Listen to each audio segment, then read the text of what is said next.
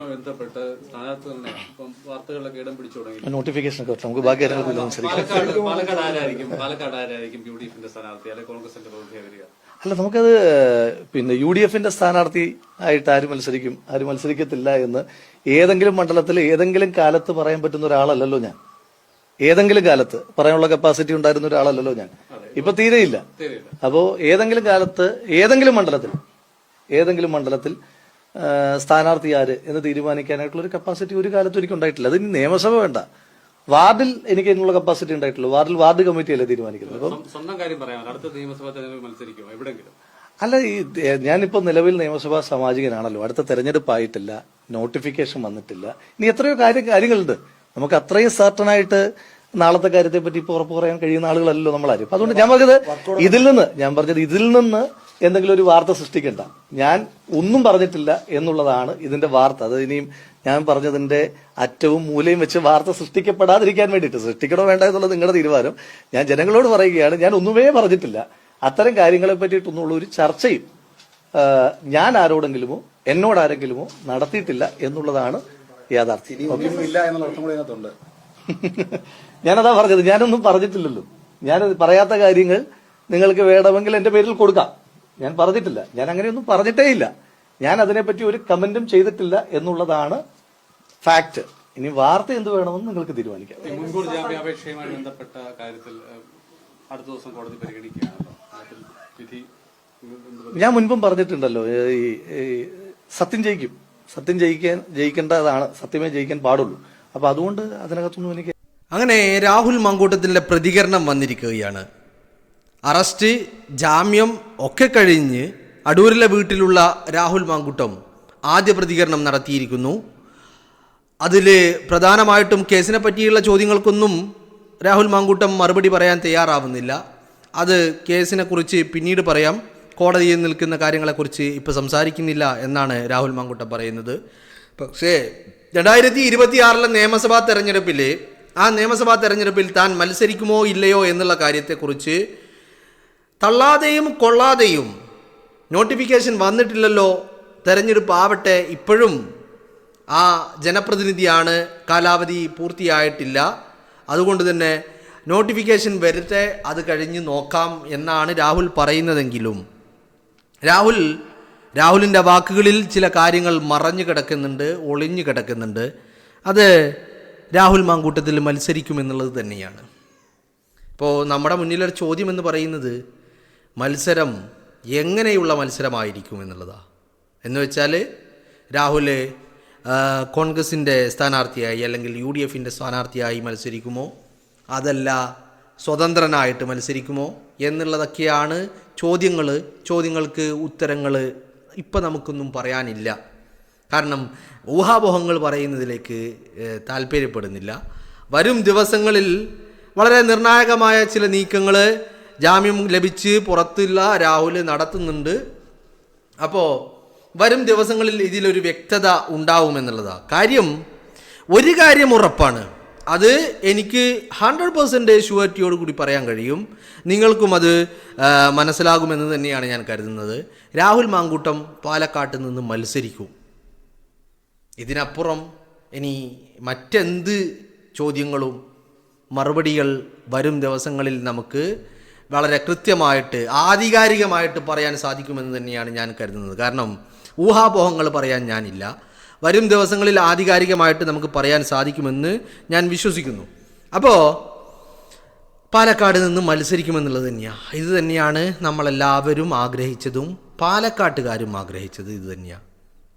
രാഹുൽ പാലക്കാട് നിന്ന് മത്സരിക്കണം എന്നുള്ളത് തന്നെയാണ് എല്ലാവരുടെയും ആഗ്രഹം. അത് തന്നെയായിരുന്നു, അതിനു വേണ്ടി തന്നെയാണ് എല്ലാവരും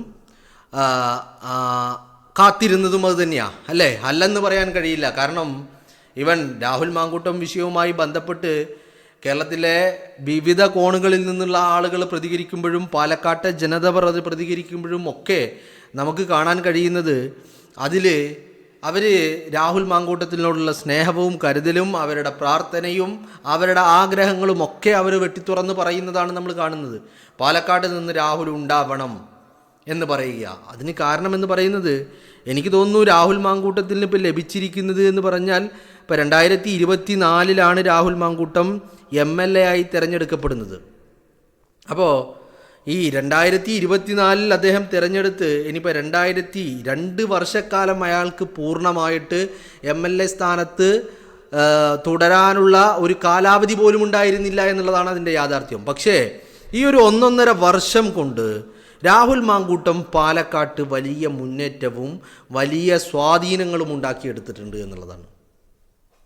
പാലക്കാട്ടെ ജനതയ്ക്ക് വേണ്ടിയിട്ടും തൻ്റെ നിയോജക മണ്ഡലത്തിന് വേണ്ടിയിട്ടും രാഹുൽ മാങ്കൂട്ടം അഹോരാത്രം പണിയെടുത്തിട്ടുണ്ട്, പരിശ്രമിച്ചിട്ടുണ്ട് എന്നുള്ള കാര്യമാണ്. അല്ലെന്ന് പറയാൻ നമുക്ക് ആർക്കും സാധിക്കില്ല. അത് വിവിധ പദ്ധതികൾ, അത് പല രീതികളിൽ അദ്ദേഹം നടപ്പാക്കിയിട്ടുണ്ട്. ഇതൊക്കെ നടപ്പാക്കുമ്പോഴും അന്നൊന്നും ഈ പ്രശ്നങ്ങൾ ഉണ്ടായിട്ടില്ല, അന്നൊന്നും വിവാദങ്ങൾ ഉണ്ടായിട്ടില്ല, അന്നൊന്നും ആരോപണങ്ങൾ ഉണ്ടായിട്ടില്ല, അന്നൊന്നും പരാതി ഉണ്ടായിരുന്നില്ല, കേസ് ഉണ്ടായിരുന്നില്ല, ഒന്നും തന്നെ ഉണ്ടായിരുന്നില്ല. അപ്പോൾ അന്ന് ഈ വലിയ പ്രവർത്തനങ്ങളുമായി മുന്നോട്ട് പോയിക്കൊണ്ടിരുന്ന രാഹുൽ മാങ്കൂട്ടത്തിന് അയാൾക്ക് വലിയ അയാളുടെ മനസ്സിലുണ്ടായിരുന്ന ലക്ഷ്യമെന്ന് പറയുന്നത് ഈ 2026 നിയമസഭാ തെരഞ്ഞെടുപ്പിൽ തനിക്ക് മത്സരിക്കാൻ സാധിക്കണം. അതുവഴി ഒരു ടേം എന്ന് പറഞ്ഞാൽ ഒരു ജനപ്രതിനിധി എന്നുള്ള ഒരു 5 വർഷത്തെ കാലാവധി അത് കിട്ടുക വഴി പാലക്കാട്ട് വിവിധ തരങ്ങളായിട്ടുള്ള പ്രൊജക്റ്റുകളും വികസന പ്രവർത്തനങ്ങളും നടപ്പിലാക്കണമെന്നുള്ളത് തന്നെയായിരുന്നു. അയാൾ അങ്ങനെ ഒരു മോശം രാഷ്ട്രീയക്കാരനൊന്നുമല്ല. അയാൾ ഈ വിവാദങ്ങളും പരാതികളുമൊക്കെ രാഷ്ട്രീയ പ്രേരിതമാണ്.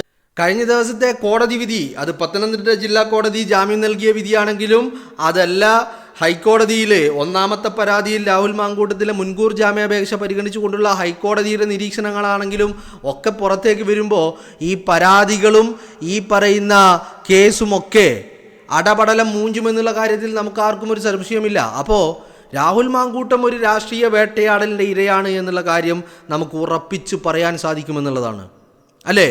അങ്ങനെ വരുമ്പോൾ രാഹുൽ മാങ്കൂട്ടം പാലക്കാട് നിന്ന് മത്സരിക്കണം എന്നുള്ളത് തന്നെയാണ് നമ്മളെല്ലാവരും ആഗ്രഹിക്കുന്നത്. അങ്ങനെ ഒരു ഉറച്ച തീരുമാനം അത് രാഹുൽ മാങ്കൂട്ടത്തിൻ്റെ വായിൽ നിന്ന് കേൾക്കാൻ വേണ്ടി നമ്മൾ കാത്തിരിക്കുകയാണ്. അത് ഇങ്ങനെ തള്ളാതെയും കൊള്ളാതെയുമുള്ള മറുപടികളല്ല. യഥാർത്ഥത്തിൽ താൻ സ്ഥാനാർത്ഥിയാകുന്നു, സ്ഥാനാർത്ഥി പ്രഖ്യാപനം തന്നെ അത് രാഹുൽ മാങ്കൂട്ടം അവിടെ ഉണ്ടാകണമെന്നുള്ള കാര്യത്തിൽ നമുക്കാർക്കും ഒരു തർക്കമില്ല. എന്താണെങ്കിലും ഒരു കാര്യം എനിക്ക് തോന്നുന്നു, കോൺഗ്രസ് തന്നെ അയാളെ പരിഗണിക്കുമെന്നുള്ള വിഷയമാണ് എനിക്ക് മനസ്സിലാക്കാൻ സാധിക്കുന്നത്. കാരണം ഇപ്പോൾ ജാമ്യം അനുവദിച്ചുകൊണ്ടുള്ള കോടതി വിധികളൊക്കെ രാഹുൽ മാങ്കൂട്ടത്തിനെ സംബന്ധിച്ചിടത്തോളം വലിയ ആശാവഹമായ അല്ലെങ്കിൽ പ്രതീക്ഷകൾ നൽകുന്ന നിരീക്ഷണങ്ങളാണ് കോടതി നൽകിയിരിക്കുന്നത്, അല്ലേ? ഈ പരാതി പോലും നിലനിൽക്കില്ല എന്ന് പറഞ്ഞു കഴിഞ്ഞാൽ അപ്പോൾ ഇത്രയും ദിവസം രാഹുൽ മാങ്കൂട്ടം എന്തിനു വേണ്ടി ക്രൂശിക്കപ്പെട്ടു എന്നുള്ള ചോദ്യം ബാക്കിയാവുന്നുണ്ട്. ആ പരാതി പോലും നിലനിൽക്കുന്നില്ലെങ്കിൽ ഈ വിവാദങ്ങൾ അത്രയും അവിടെ കെട്ടടങ്ങുകയാണ്. അങ്ങനെയുള്ള ഒരു മനുഷ്യൻ കോൺഗ്രസ് ടിക്കറ്റിൽ തന്നെയാണ് അയാൾ മത്സരിക്കേണ്ടത് എന്ന് ഞാൻ അതിയായി ആഗ്രഹിക്കുന്നു. കാരണം ഒരു സ്വതന്ത്രനായിട്ടല്ല, അയാളൊരു കോൺഗ്രസ്സുകാരനായിട്ട് തന്നെ കോൺഗ്രസ് ടിക്കറ്റിൽ വിജയിച്ച് കയറിയ MLA ആയിട്ട് തന്നെ കേരളത്തിൻ്റെ നിയമസഭയിൽ ഉണ്ടാകണമെന്ന് ആഗ്രഹിക്കുന്ന ആളുകളുടെ കൂട്ടത്തിൽപ്പെടുന്ന വ്യക്തിയാണ് ഞാൻ. അങ്ങനെ തന്നെയാണ് എല്ലാവരും, നിങ്ങളും എന്നെ കേട്ടുകൊണ്ടിരിക്കുന്ന നിങ്ങൾക്കും അത് തന്നെയല്ലേ ആഗ്രഹം. അതല്ലാതെ രാഹുൽ സ്വതന്ത്രനായിട്ട് മത്സരിക്കുന്നതാണോ, കൈപ്പത്തി അടയാളത്തിൽ കോൺഗ്രസ് UDFൻ്റെ സ്ഥാനാർത്ഥിയായി മത്സരിക്കുന്നതാണോ നിങ്ങൾ ചൂസ് ചെയ്യുക എന്ന് ചോദിച്ചു കഴിഞ്ഞാൽ ഓഫ് കോഴ്സ് നിങ്ങളും പറയും, ഞാനും പറയും അയാൾ കൈപ്പത്തി അടയാളത്തിൽ മത്സരിക്കുന്ന സ്ഥാനാർത്ഥി ആയാൽ മതി എന്ന്, അല്ലേ? അപ്പോൾ ഈ കോടതിയുടെ നിരീക്ഷണം വളരെ നിർണായകം തന്നെയാണ്. വരും ദിവസങ്ങളിൽ ഇതുമായി ബന്ധപ്പെട്ട ചർച്ചകൾ അണിയറയിൽ നടക്കുമെന്നുള്ള കാര്യത്തിൽ ഒരു തർക്കവുമില്ല. രാഹുൽ മാങ്കൂട്ടം തന്നെ പാലക്കാട് നിന്നുള്ള കോൺഗ്രസിൻ്റെ UDFൻ്റെ സ്ഥാനാർത്ഥിയായി നമുക്ക് കാണാൻ സാധിക്കുമെന്ന് തന്നെയാണ് ഞാൻ ആഗ്രഹിക്കുന്നത്. എന്താണെങ്കിലും വളരെ പക്വമായിട്ട് ജാമ്യം ലഭിച്ചു, വേട്ടയാടപ്പെട്ടു, ഇതൊക്കെ കഴിഞ്ഞാണെങ്കിൽ പോലും അയാൾ ഒരു പരാതിയോ പരിഭവമോ ആരോടും കാണിക്കാതെ അയാൾ വളരെ പക്വതയോടുകൂടി കാര്യങ്ങൾ സംസാരിച്ച് വെച്ചിട്ടുണ്ട്. ഇത് നമുക്കെല്ലാവർക്കും വലിയ പ്രതീക്ഷ നൽകുന്നു. രാഹുൽ മാങ്കൂട്ടത്തിൻ്റെ പ്രതികരണങ്ങൾ വരും ദിവസങ്ങളിലും ഇത്തരത്തിൽ ഈ വിഷയവുമായി ബന്ധപ്പെട്ട്, കാരണം ഇനി അങ്ങോട്ടുള്ള ദിവസം എന്ന് പറയുന്നത് നിയമസഭാ തെരഞ്ഞെടുപ്പിൻ്റെ അവസരങ്ങളാണ്, വിഷയങ്ങളാണ്. അപ്പോൾ ഇതുമായി ബന്ധപ്പെട്ട് ഇനി വരും ദിവസങ്ങളിൽ ഉണ്ടാവുന്ന പല കോണുകളിൽ നിന്ന്, അത് രാഹുൽ മാങ്കൂട്ടത്തിൽ നിന്നാവണമെന്നില്ല, UDFൻ്റെ ഭാഗത്തു നിന്ന്, കോൺഗ്രസിൻ്റെ ഭാഗത്തു നിന്നുണ്ടാവുന്ന പ്രതികരണങ്ങളിലും തീരുമാനങ്ങളിലും ചർച്ചകളിലുമൊക്കെ രാഹുൽ മാങ്കൂട്ടം ഉണ്ടാകുമെന്ന് തന്നെയാണ് ഞാൻ പ്രതീക്ഷിക്കേണ്ടത്. കാരണം ഇപ്പോൾ കോൺഗ്രസ് അങ്ങനെ മാറ്റി നിർത്തപ്പെടേണ്ട ഒരു വ്യക്തിയാണ് രാഹുൽ മാങ്കൂട്ടം എന്ന് എനിക്ക് തോന്നുന്നില്ല. ഇപ്പോൾ 1, 2, 3 പരാതികൾ, ഈ 3 പരാതികൾ കോടതിയിൽ വന്നിട്ടും ആ കോടതി നിരീക്ഷണങ്ങൾ വളരെ, ഇപ്പോൾ കോടതി ഒരു അന്തിമ വിധി വരാൻ ഇനി വർഷങ്ങളെടുക്കും. കാരണം ഇതിൻ്റെ വിചാരണയും ട്രയലും ഒക്കെ പൂർത്തിയാകേണ്ടതുണ്ട്.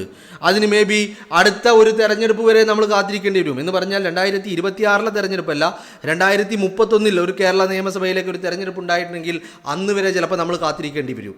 അന്നും ചിലപ്പോൾ വന്നോളണമെന്നില്ല. അപ്പോൾ ഈ തെരഞ്ഞെടുപ്പിൽ നമ്മൾ മുന്നോട്ട് വെക്കേണ്ട മാനദണ്ഡം എന്ന് പറയുന്നത് ഇപ്പോൾ കോടതികൾ നടത്തിയിരിക്കുന്ന, മജിസ്ട്രേറ്റ് കോടതിയും ഹൈക്കോടതിയും ഒക്കെ നടത്തിയിരിക്കുന്ന നിരീക്ഷണങ്ങളും പരാമർശങ്ങളും തന്നെയാണ് മാനദണ്ഡമാക്കേണ്ടത് എന്നുള്ളതാണ് എൻ്റെ ഒരു വ്യക്തിപരമായ അഭിപ്രായം എന്ന് പറയുന്നത്. കാരണം അവിടെ എല്ലാമുണ്ട്. പരാതി നിലനിൽക്കില്ല എന്ന് പ്രഥമദൃഷ്ട്യാ കോടതിക്ക് ബോധ്യമാകുന്ന ഒരു ഘട്ടത്തിലൂടെയാണ് കടന്നുപോയിക്കൊണ്ടിരിക്കുന്നത്. അപ്പോൾ പിന്നെ ഈ കോടതിയുടെ അവസാന വിധി വരുന്നത് വരെ നമ്മൾ കാത്തിരിക്കേണ്ട കാര്യമില്ല. കാരണം കോടതികൾക്ക് ഇപ്പോൾ ട്രയൽ നടക്കാതെ, വിചാരണ നടക്കാതെ ഒറ്റയടിക്ക് ഒരു വിധി പറയാൻ കഴിയില്ല എന്നുള്ളത്, അത് നമ്മുടെ രാജ്യത്തിൻ്റെ നിയമ സംവിധാനത്തിൻ്റെ ഒരു നടപടിക്രമങ്ങൾ അങ്ങനെയാണ്, അല്ലേ? അപ്പോൾ കോടതിക്ക് എന്ത് വേണം? ഇനിയും സമയം വേണം. പക്ഷേ രാഹുലിനാണെങ്കിൽ സമയമില്ലതാനും.